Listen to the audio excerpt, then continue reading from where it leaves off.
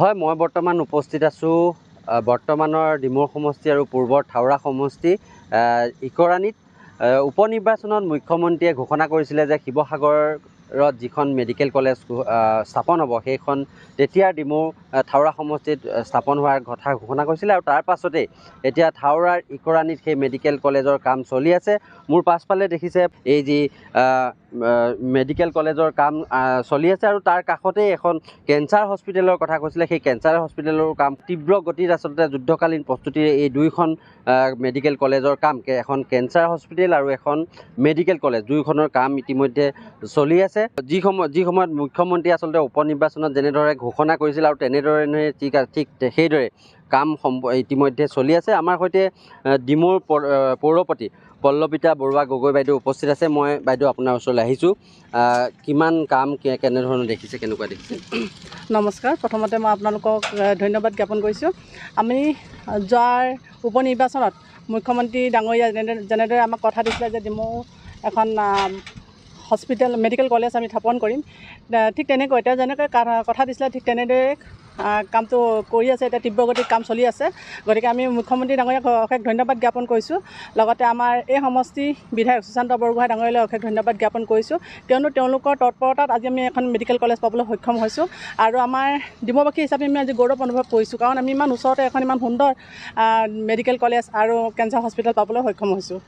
হয়, নিশ্চিতভাৱে চাওক, কেঞ্চাৰ হস্পিটেল আৰু মেডিকেল কলেজ দুয়োখন, মই যদি এইফালে দেখাওঁ, এইখন হৈছে মেডিকেল কলেজ। বৰ্তমান ইয়াৰ যি কাম চলি আছে। আৰু যদি সোঁফালে চাওঁ, সোঁফালে যিখন কেঞ্চাৰ হস্পিটেল, সেই কেঞ্চাৰ হস্পিটেলৰ কাম ইতিমধ্যে চলি আছে। আৰু অজস্ৰ যি ইঞ্জিনিয়াৰ বনোৱা সকলোৱে ইতিমধ্যে তীব্ৰভাৱে যুদ্ধকালীন প্ৰস্তুতিৰে কাম কৰি আছে। আমাৰ সৈতে ডিমৌৰ আৰু এজন সচেতন যুৱক আছে। মই আপোনাৰ পৰা জানিব বিচাৰিছোঁ কিমান কাম হৈছে আৰু কিমান বাকী আছে?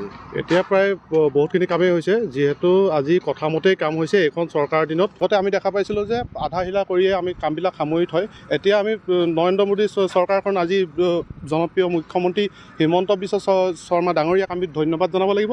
আৰু লগতে আমাৰ স্থানীয় বিধায়ক 95 ডিমৌ সমষ্টিৰ বিধায়ক সুশান্ত বৰগোহাঁই ডাঙৰীয়াকো আমি ধন্যবাদ জনাইছোঁ, যিহেতু আজি প্ৰতিকূল বতৰকো নেওচি আজি ইমান কাম আজি কৰিবলৈ সক্ষম হৈছে। মেডিকেলৰ প্ৰায় মেক্সিমাম কামেই হৈ উঠিছে। ইফালে দেখা পাবলৈ আপোনালোকে দেখা পাইছে যে এইটো টাটা যিখন কেঞ্চাৰ হস্পিটেলো প্ৰায় হৈয়ে উঠিছে। গতিকেলৈ আমি ধন্যবাদ জনাইছোঁ মুখ্যমন্ত্ৰী ডাঙৰীয়াক। পুনৰবাৰ আমি হিমন্ত বিশ্ব শৰ্মা ডাঙৰীয়া আৰু সুশান্ত বৰগোহাঁই ডাঙৰীয়াক আমি ধন্যবাদ জনাইছোঁ।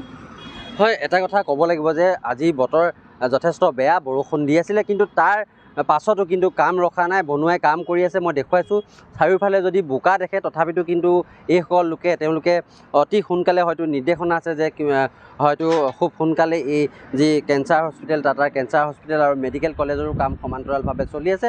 আৰু থাওৰাবাসী ৰাইজ সঁচাকৈ আচলতে অতি উৎসুক আৰু আনন্দিত হৈ আছে, কিয়নো বহুদিনীয়া এটা সমস্যা। ইয়াৰ পৰা যদি কোনোবা কাৰণত আচলতে ৰোগী নিবলগীয়া হয়, ডিব্ৰুগড় নহ'লে যোৰহাট নিবলগীয়া হয়, মাজৰ এই ঠাইখিনিত আচলতে কোনো ধৰণৰ মেডিকেল কলেজ নাছিলে। যদিহে এই মেডিকেল কলেজখন সম্পূৰ্ণ হৈ উঠে, তেতিয়াহ'লে ইয়াৰ যি শিৱসাগৰকে ধৰি যোৰহাট মৰাণৰ লোকসকল নিশ্চিতভাৱে উপকৃত হ'ব।